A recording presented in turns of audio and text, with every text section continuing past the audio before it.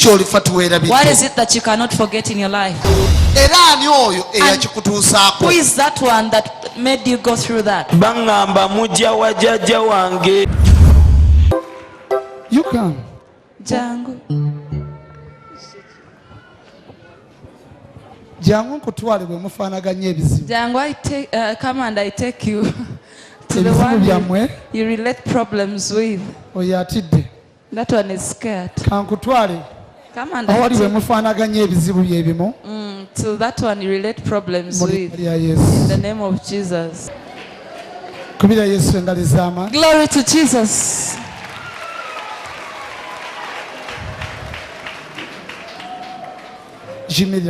Stand here. The Lord shows me the problems you have. Even this one has. And the ones this one has are the same. What is your problem?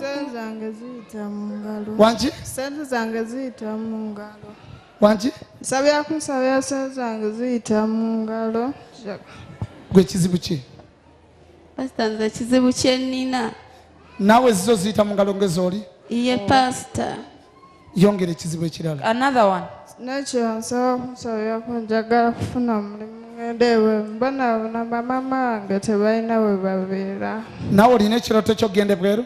Ye pastor,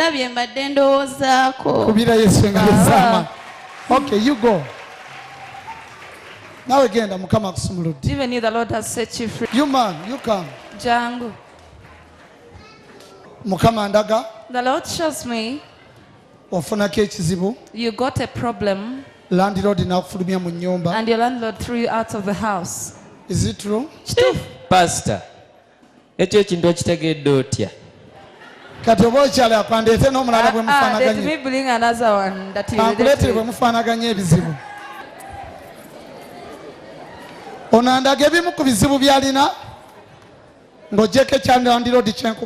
apart from what I've said of the landlord, among the problems he has, are the ones he have. Nino mukyala musumba ayina ebimuluma mu lubuto bimufumita. Wanji? Pastor bannange ne mukazi wange bw'atyo.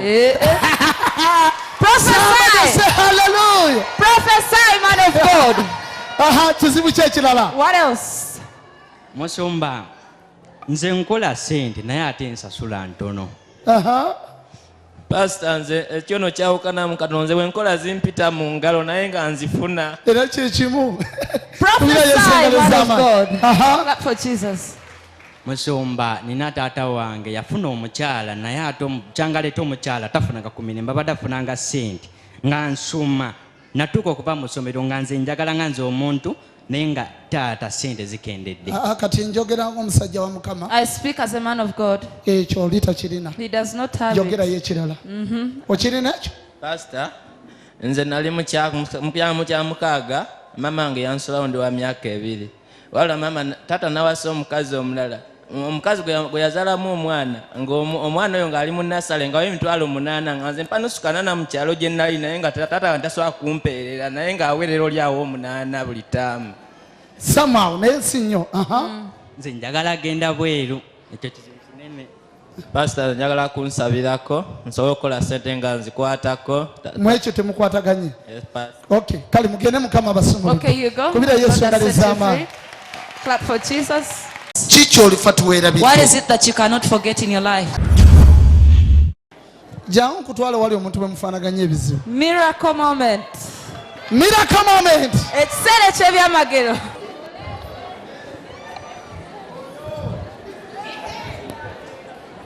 Mukama ndaga. The Lord shows me ebizibu by'olina. The problems you have noono by'alina. Are the same ones this one has. Mukama ndaga ebizibu by'olina. The Lord shows me noono by'alina. You relate the same problems. Kizibu ki?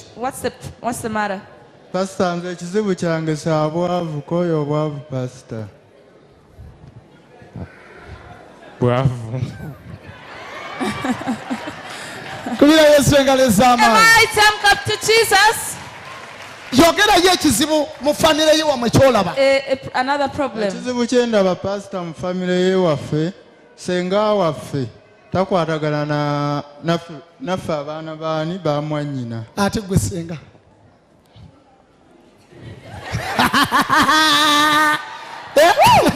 wangi owamu akwatagana namwe akwatagana somebody say hallelujah. Hallelujah. You go. Mukama basumuludde kubira Yesu engalo ez'amaanyi. Powerful hand cup to Jesus. Kiki olifa tuweerabye? What is it that you cannot forget in your life?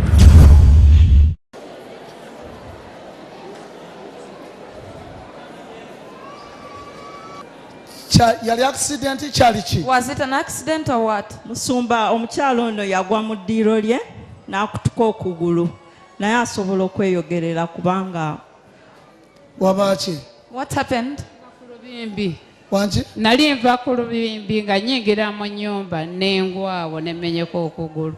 Ne basooka ne bantwalako ew'omuyunzi bali baawo. Ye yanga mnyambulirirawo nti kintu omenyesa okugulu naye n'asaba obukadde 2.5 nga sibulinaawo. Ne nkomawo awaka ne baleeta omuyunzi omulala n'agira nga yannyongerako emyezi 3 ne wiiki 3. Nangamba tugezese oyimirire bwe nayimiriranga okugulu kugwa bugwi nga bwe nyimirira okugulu kugwa bugwi paka lwe nagamba naye nedda kuno oba kugulu ki kaŋŋendeko mu ddwaliro tulabe eggumba ki kye lyaba. kuba musumba yakutuka muno eggumba ly'ekisambi. Bwe ntuuka e Mulago kifaananyi ne kikomawo nga kiraga nti nkutuse ekisambi. Kati baakannongoosa emirundi 2 basooka ne banteekamu ebyuma munda ne bisigulukukayo. Ne banzizaayo nti kati ate oyina kuddamu kulongoosebwa tukuteekemu ebyebweru. Kati bwe baddamu omulundi ogwokubiri okunnongoosa ate ekyuma ekimu ne bakyerabiramu tugenda okuddayo mu x-ray nga batugambye tugende balaba x-ray ng'ekyuma ekirala era kyasigaddemu. Kati ne bansuubiza okuddamu okunnongoosa omulundi ogwokusatu era baŋŋambye nzireyo nga 3 guno omwezi. Okay. All right. Now. Kakati. Bagambye nti ogenda kuwonera mu bbanga ki? In what period of time did they say you'd heal? Nzireyo nga 27 mu x-ray balabe eggumba bwe linaaba lifaanana lye lijja obbawo ekyokukola nga 3. Nga 27 mwezi ki? Guno Musumba. Olwaleero mmeka? Leero 18. 14 ebula ennaku mmeka? 9. How many days are remaining? 9.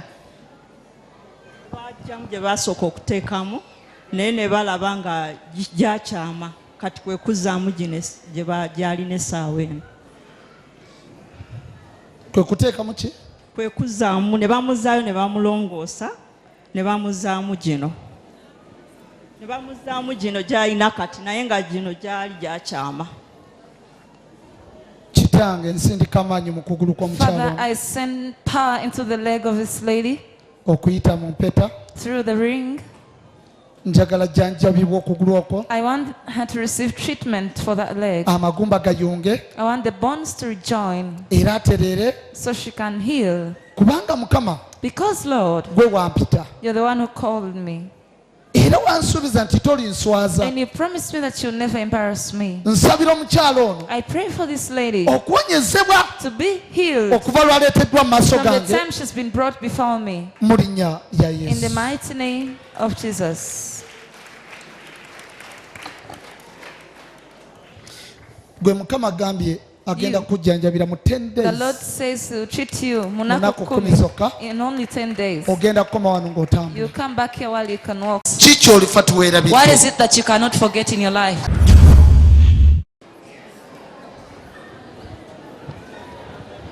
Yukwikire jangu.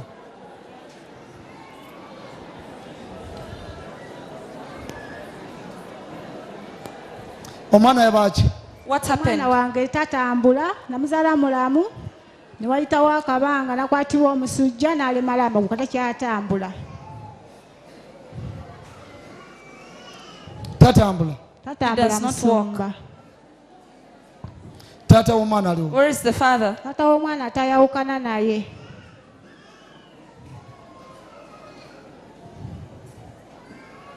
Okkiriza nti Mukama asobola okusumulula omwana wo? Do you believe that God can heal your child? Sumba nzikiriza. Onsuubiza nti kubanga Mukama alina ebintu byandaga? You promise me because of some things the Lord shows me. Wansi w'ekitanda kyo? Under your bed. bibbo byabalongo baskets of bakugamba abalongo bebaleetera omwana obutatambula onsuubiza nti ojja kubijjayo oleme kuddamu byesiga gyebiri kubira yesu engalo ez'amaanyi 5 people abantu bataano mujje mugezeeko okuyimiriza omwana ono mulabe mujje mugezeeko okuyimiriza omwana ono omanyi ffe ebyawano tetukola byanzikiza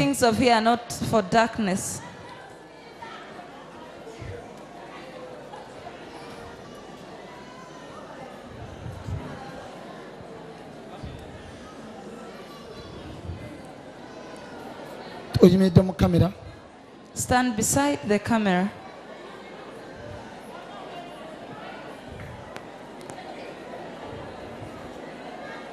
Wanji? Tayimirira. Time. Okakasiza nti omwana yagongobala? Yagongobala tayimirira. Muteeke wansi.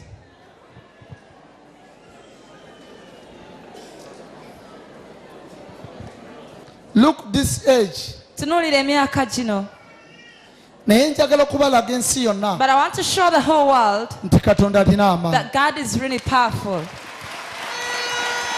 Nyabo sembera wano. Lady, madam, come closer. Oyagala okakasa nti Mukama yatuma Musumba Yiga. You want to prove that God sent Pastor Yiga? Musumba. Oyagala kakasa. You want to prove? Wandyagadde omwana wo muwe ennaku mmeka okuba nga atambudde? How many days do you want? Atambule kati. Wangi? Kati. Now. Nze manyi Katonda gwe nsinza tanswazanga. I know God I worship has never embarrassed me.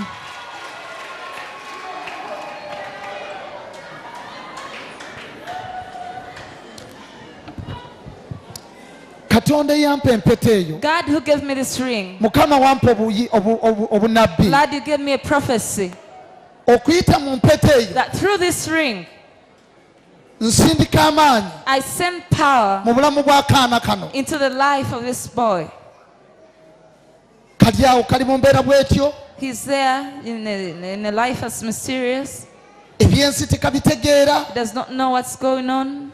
Nkomyawo memory y'okutegeera kwe. I bring back his senses. Nkomyawo amagezi mu bulamu bwe. I normalize his wisdom. Nsindika amaanyi mu bulamu bw'akaana kano. I send power into the life of this boy. Nsindika amaanyi. I send power mu bulamu bw'omwana ono. into the life of this boy. Kitange sumulula omwana ono. Father, set this boy free. Mukama musumulule. Set this child free, O Lord. Njagala afune emirembe. I want him to have peace. Njagala ensi etegeere. I want the whole world to know nti Musumba Yiga that Pastor Yiga nayitibwa Mukama. was called by the Lord. Sumulula akaana kano. Set this child free. Njagala kave wano. I want him to leave here nga katambula. so he can walk on his own. Ensakirize. So the whole world nti eby'ekawala. things of si Kawala byakugeta. are not for Katonda w'ekawala akolerawo. God of Kawala works mu linnya lya there. Yesu. In Jesus' name. mu linnya lya In Yesu. Jesus' mighty name. mu linnya lya Yesu. In Jesus' mighty name. Omwana Child, golokoka. raise up. mu linnya lya Yesu. In the name of Jesus. Golokoka. mu Raise linnya up. lya Yesu. In the name of Jesus. Ntunuulira. Omwana Child, jangu. come. Jangu mu linnya lya Yesu. Come in the name of Jesus. Jangu mu linnya lya Yesu. Come in the name of Jesus. Nsika omwana ono wansi. I pull this child from the flow. mu linnya lya In Yesu. Jesus' name. Mulagira okuzibula. I command him to come back to life. okuzibula. To open up his eyes. mu linnya lya Yesu. In Jesus' name. mu linnya lya Yesu. In Jesus' name. Omwana golokoka. Child, wake up. Jangu. Come. Baby. Jangu. Omwana. Come. Jangu. Stand up. Jangu. Come. Jangu. Jangu. Sindikama. I sent power. Sindikama. I sent power. Jangu. Jangu. Jangu. Kovira Yesu agalezama. To Jesus. Kovira Yesu agalezama. Mighty and clap to Jesus. Kovira Yesu agalezama. Mighty and clap to Jesus. Jangu baby.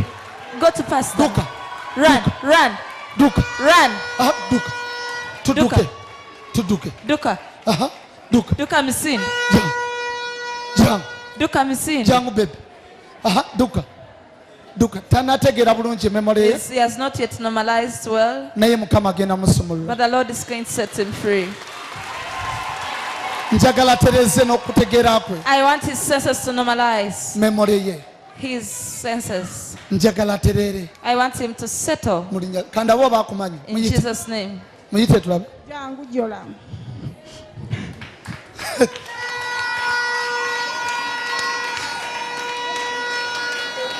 Eno tomuzaayo Wanji. Wanji. Neyanze musumba neyanze komananga bakitachambula. Tokaba. Don't cry. Katonda wa wano byakola. These are things God of here does. Tokaba. Don't cry. Kama musumba kuwa omukisa kwa kyosinga okwagala.